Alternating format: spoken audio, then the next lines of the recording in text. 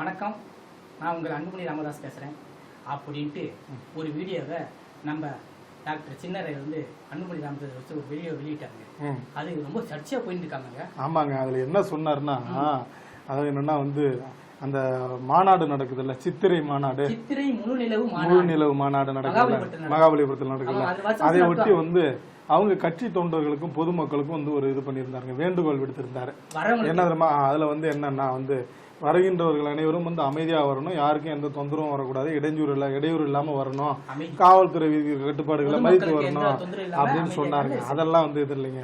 அதுல கூடுதலா இன்னொரு விஷயம் சொல்லிட்டாருங்க. என்ன சொன்னாருன்னா, இந்த மாநாடுக்கு வந்து கிழக்கு கடற்கரை சாலை நடைபெறுது, அதனால வந்து அந்த மாநாடு நடக்கின்ற தேதி அன்னைக்கு மட்டும் பொதுமக்கள் வந்து அந்த சாலையை வந்து பயன்படுத்துறது வந்து கொஞ்சம் வந்து தவிர்த்துக்கணும் அப்படின்னு சொல்லி வந்து பொதுமக்கள்னா மக்கள் வந்து பயன்படுத்துறத கொஞ்சம் தவிர்க்கணும் அப்படின்னு சொல்லியிருந்தாருங்க.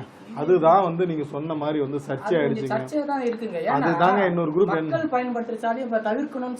அதுதாங்க ஒரு குரூப் என்ன பண்றாங்கன்னா, அது எப்படி ஒரு கட்சி சொல்லலாம், காவல்துறை தானே சொல்லி இருக்கணும், இல்ல வந்து அரசு தானே சொல்லணும், அது எப்படி ஒரு கட்சி சொல்லலாம் அப்படின்னு சொல்றாங்க. நாளைக்கு வேற ஒருத்தவங்க வந்து ஒரு மாநாடு நடத்துவாங்க, அவங்க இந்த மாதிரி சொன்னாங்கன்னா என்னன்னு சரிதாங்க, இல்லைன்னு சொல்ல, அவரு நல்லெண்ணத்தில் அடிப்படையில சொன்னாரு அப்படின்னு சொன்னா நெட்டிசன் என்ன சொன்னாங்கன்னா, என்னப்பா இது மாநாடு முடியறதுக்குள்ளே வந்து காவல்துறை என்ன சொல்லியிருக்கு தெரியுமா, வாகனத்தில் வந்து ஒளிபெருக்கி பயன்படுத்தக்கூடாது, கூச்சல் குழப்பத்தோட வரக்கூடாதுன்னு அவங்க ஒரு கண்டிஷன் போட்டு. காவல்துறைனா கட்டுப்பாடு விதிக்க தாங்க செய்வாங்க, கட்டுப்பாடு காவல்துறை தானே அறிவிச்சிருக்கு, அதுதானே இவரும் சொல்றாரு அப்படின்னு சொல்லி அவங்க தரப்புல வந்து சொல்றாங்க.